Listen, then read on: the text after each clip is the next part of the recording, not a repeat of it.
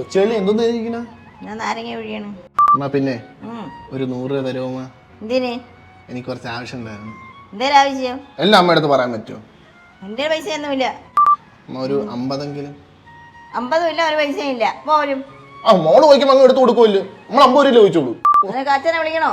വേണ്ട, ഞാൻ പോണു.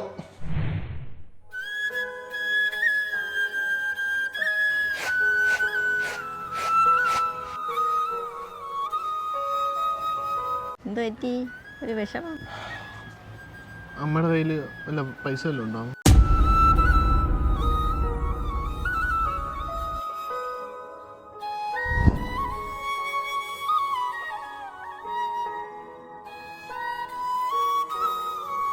എൻ്റെ അടുത്ത് ഇത്രയേ ഉള്ളൂ മക്കളെ.